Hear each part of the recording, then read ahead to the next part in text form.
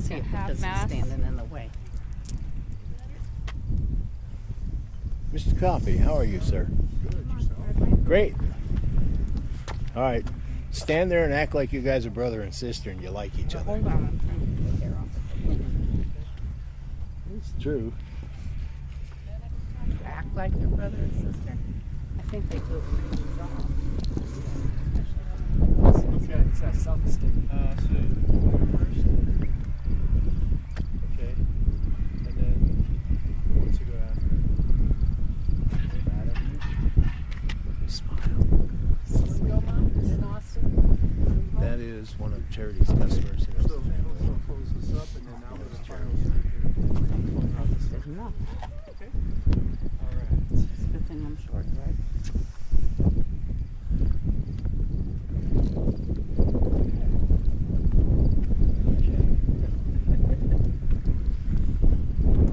All right, folks, if I can just have everybody's attention for just one moment. We're going to walk into the shelter. We're going to go between these two boulders here, straight in.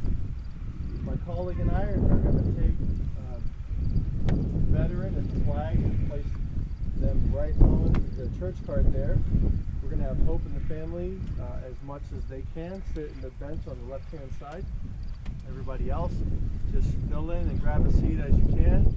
The big thing out here in the plains, I just want to let everybody know, let's stay on the concrete area and off the hill and the grass area. We have rattlesnakes out here.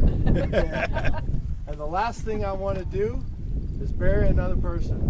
Okay? So, let's just keep to this incredible veteran that we're honoring today. Just this person. All right? All right, awesome. So, take pictures with any kind of electronic device you're going to do. No problem there. If you're going to use your cell phone, make sure it's on silent or mute so we can honor our veteran today. Okay?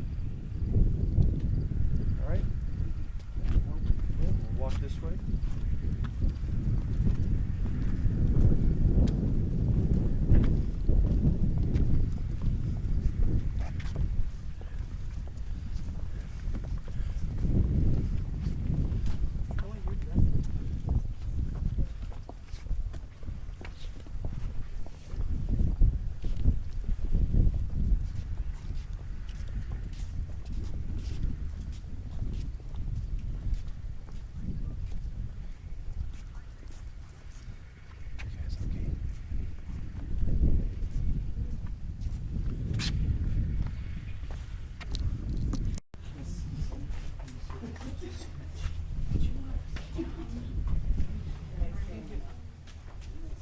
You guys can sit still, reading.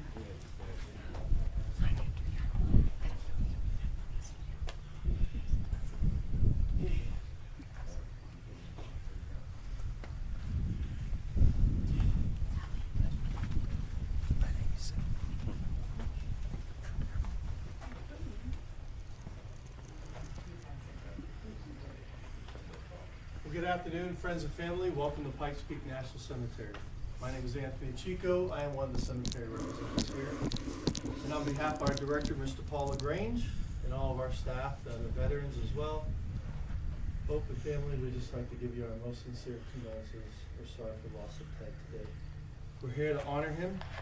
And here in just a moment, my colleague Dustin and I are going to be performing the military honors for the colonel. Okay? That's going to consist of us playing taps on his behalf, as well as we're going to unfold the United States flag, and we're going to fold it back up into this triangle form, and I'm going to present it to Hope, who's our next of kin receiving the flag. So when we play taps, anybody who is active in the military, or if you're a veteran, we encourage you to go ahead and render a final salute to our United States flag on behalf of Ted's military service. If you're not a veteran, it's perfectly fine. We just ask when taps is played, let's give honor to our United States flag. We're placing our right hand over our heart. Okay? When all that music is done being played, I'm going to ask you to go ahead and have a seat, and then my colleague and I will unfold the flag, fold it back up, and I'll present it to Hope. And when that's all finished, those people that are going to speak are going to come up and do their speaking and share their last thing that they want to share about Ted. Now I'll be the final speaker. I'll close out the service, and I'll give people take to his final resting place. Okay? So at this point in time, those that are able to stand and rise, you're going to play taps.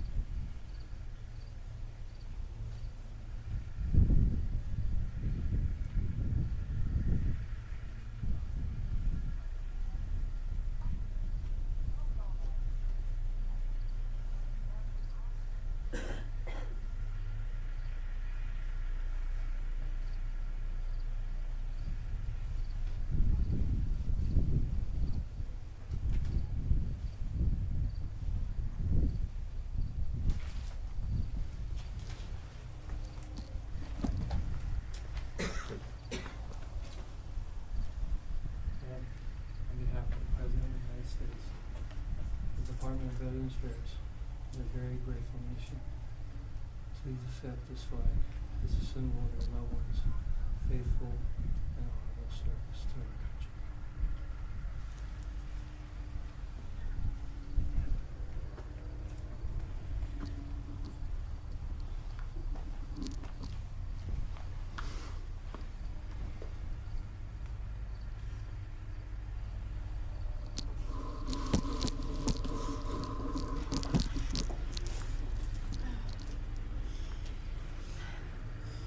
I started thinking about what I was going to say weeks ago, what I wanted to say, and I couldn't for the life of me figure out how to condense the life of such a great man in just a few short minutes.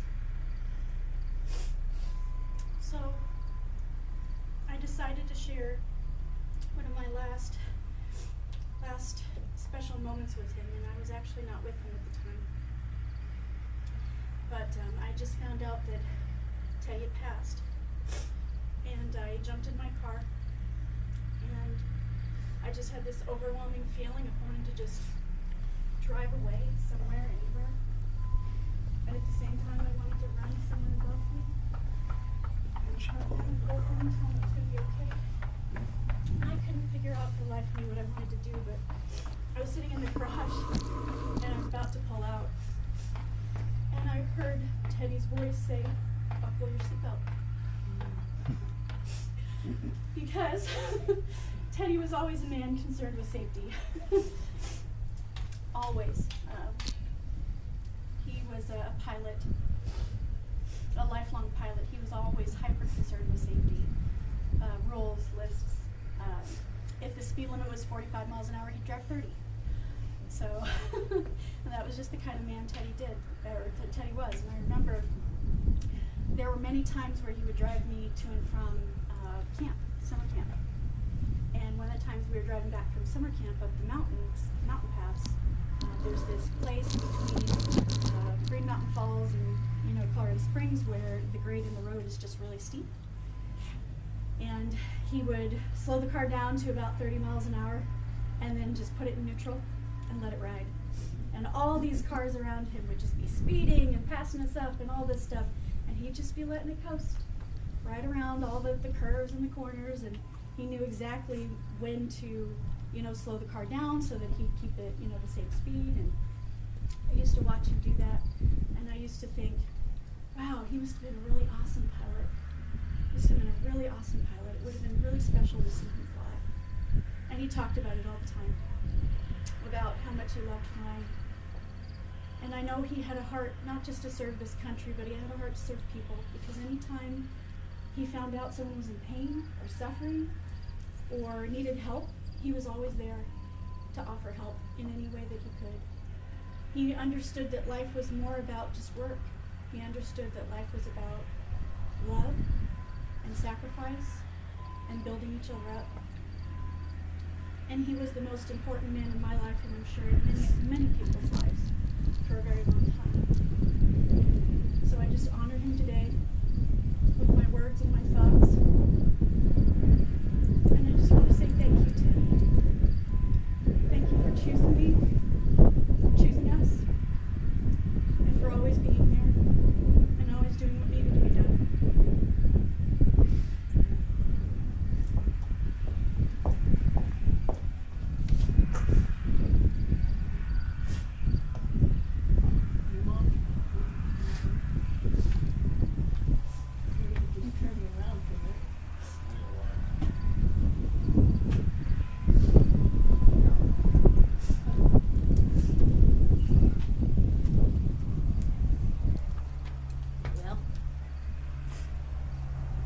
I first met Teddy in 1963, and we've been friends ever since. Raised a bunch of kids, all on Sundays, weekends. We took all our children and then all of the neighborhood children on barbecues and picnics. And several times we had more than 2 carloads. But Teddy always wanted to do that, to give his children a chance to have some fun. And the most vivid memories that I have of him is when he would come back from a flight and he'd still be in his flight suit. And he'd come knock on the door and he'd have a pineapple under one arm and some kind of a gift, either an oil painting or something. And he'd say, all duty free. He was so tickled to do gifts and not have to pay duty on them. But he just thrilled with bringing back things that we couldn't even get our hands on here in the States, and he'd fly them back. But that was my most favorite memories.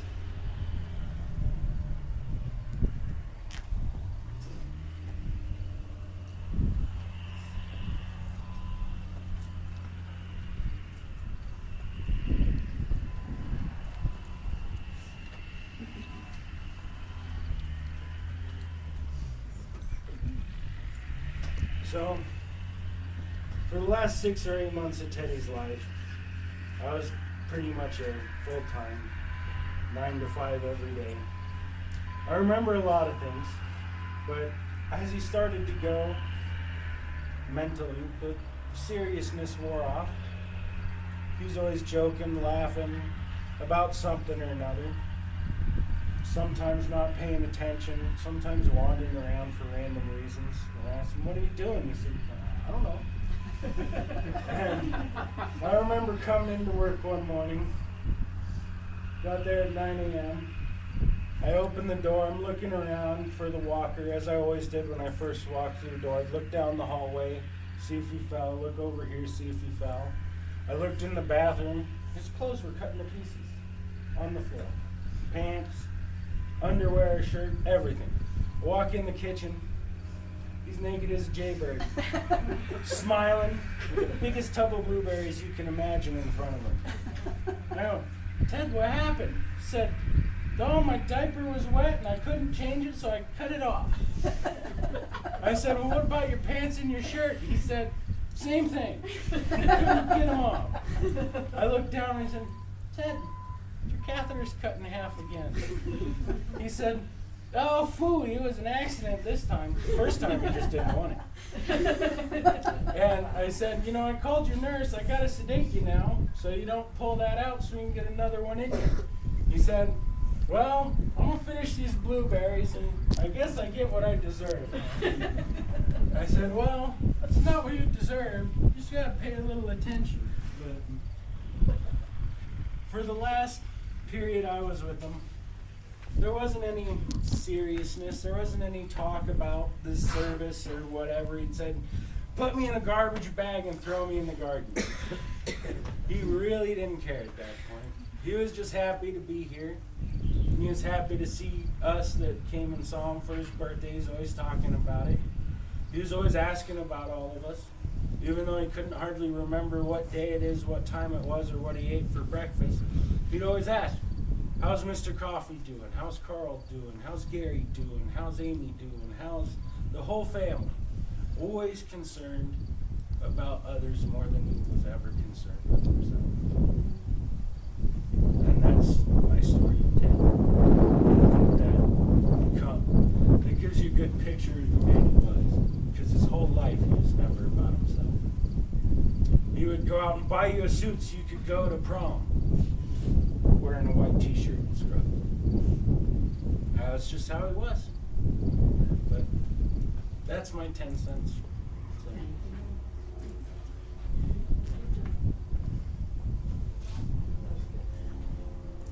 Well, guys, I'm the old-fashioned kind, and I wrote it up. Yay notes. Wrote up something. When I was 8 years old, my mom and brothers and sisters and I had just moved to Colorado Springs and from Denver, and we were living on South Nevada. My brothers and sister would go off playing without me, and I'd stay home until I could get away with leaving. The kids met and introduce them to a man who was giving orange juice and Cracker Jacks. All they had to do was come and ask. The way I found out was that my brothers and sisters came and got me and took me to this man's house to meet him. When he offered the juice and Cracker Jacks to me, I told him I would have to ask my mom first. I was not very trusting, so I went home and asked Mom, and she wanted to know his name and where he lived. And once she knew that, she let us have juice and Cracker Jacks in his house. That man was my adopted dad, Ted Grazarian. From early on in our friendship, I had this feeling that I wanted him to be in our lives. He was generous, funny, and he listened to children. He took us to the movies, to picnics, a multitude of things we would not have done had he not taken us. Teddy Bear, as we all called him, was in our lives from then on and was a very close friend of our family and many others.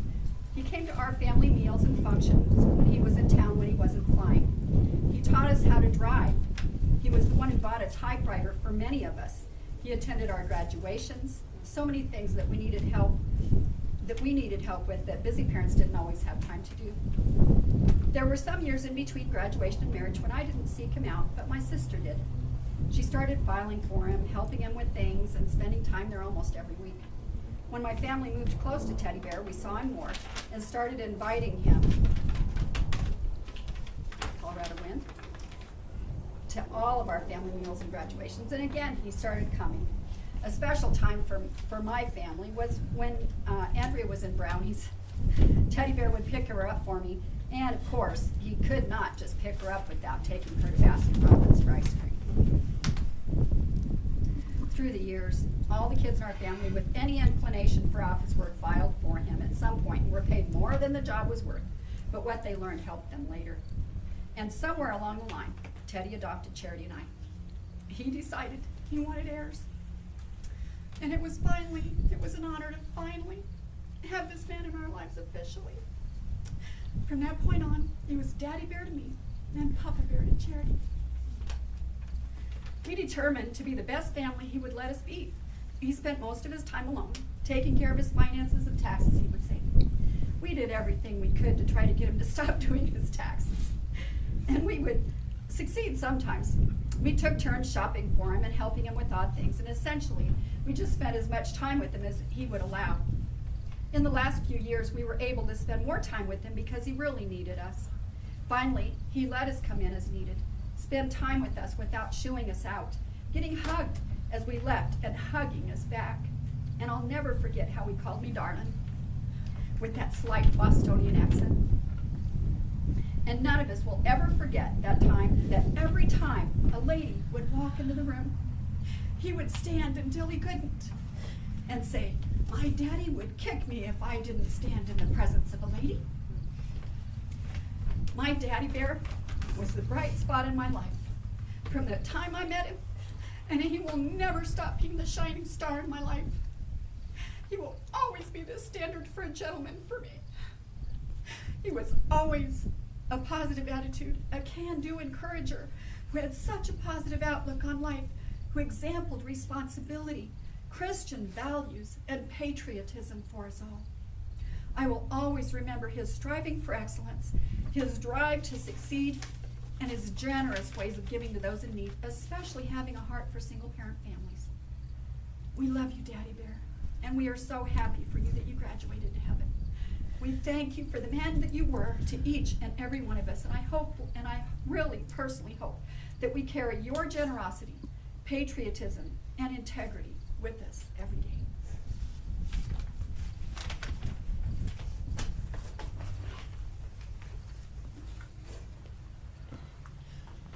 I'm going to turn the camera on all of you guys while I do this. It's going to pull your hearts, guys. Growl, bark, snarl. That was Teddy's thing, man. Every time I saw him, growl, bark, snarl. It's like, oh. But it was okay. He taught us how to do things that we wouldn't have ordinarily learned to do ourselves. So.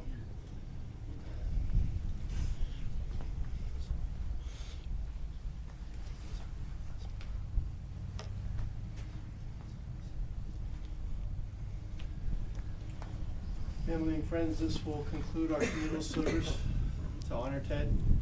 And here in just a moment, those that want to pay your final respects, you may do that. And then I'm going to go ahead and take And those that are going to join me back at the office to order his headstone, you may do that as well. Here at Pikes Peak National Cemetery, we are open 7 days a week, 365 days a year for visitation from sunrise to sunset. I've given Hope an envelope that contains a map, so if you're with her, you'll obviously be able to find exactly where Ted is going to be laid to rest. And if you're not, it's fine. You can always come up to our office. Our staff is very helpful to be able to tell you exactly where he's laid to rest. And if you're here on the weekends when we're not here, we have a grave locator that's right outside of our office in a little melt pouch there, so you can look it up to find exactly where he's laid to rest. Unfortunately, when we're having a service like this, we can't actually go to the gravesite after the service. That's why we have a committal service.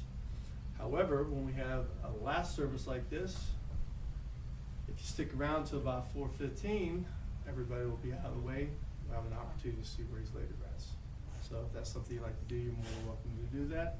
So at this time, those that want to pay your final respects, you may do, and then I'm going to take Ted to his final resting place. Okay? You're welcome.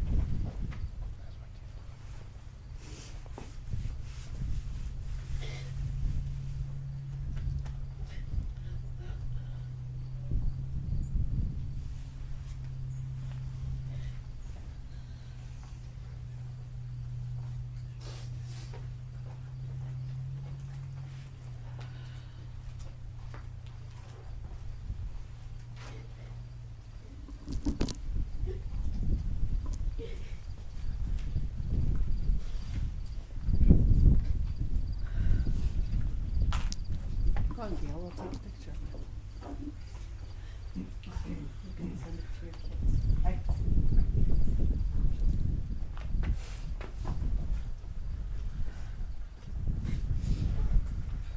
Daddy told us good. He saw you be born.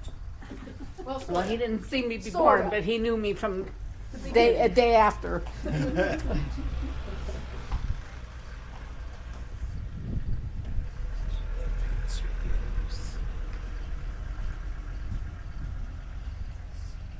Really shadowy.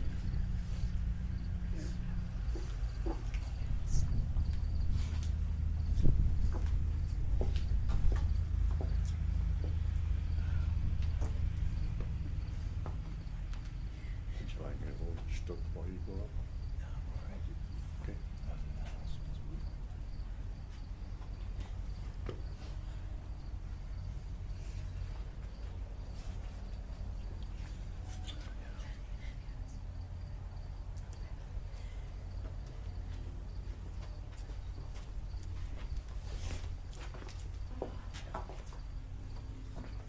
Where's Travis? Hey, Travis, come up here.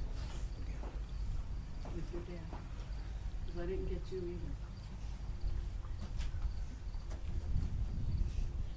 That's cool.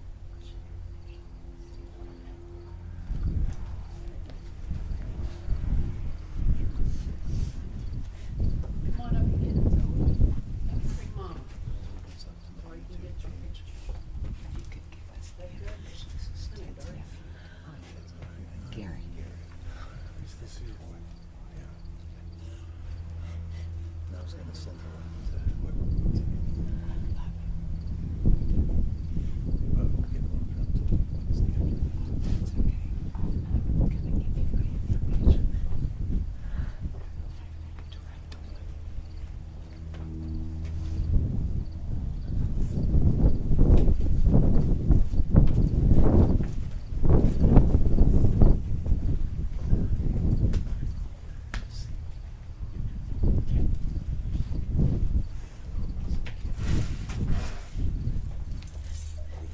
All the way.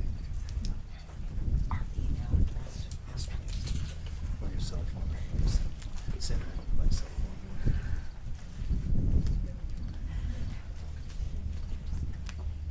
It's appropriate. I put this on it. legal seafood receipt. That's in Boston. I just went back. I'm gonna take this back.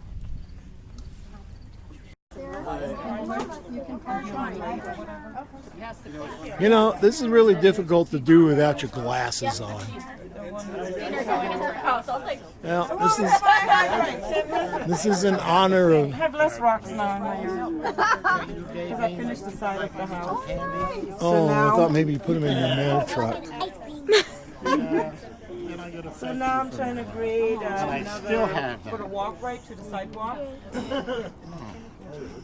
That is the coolest thing. That is the weirdest thing. This is a video camera I know. I think it's awesome. with stereo microphone. I think it's awesome. Hello, we're Ted's neighbors. Let's go. nice to meet you. That's good. Yeah, she can talk and work and she's starting to work on it. So you carry that with you all the time? Get your cousin. You want to break your camera now.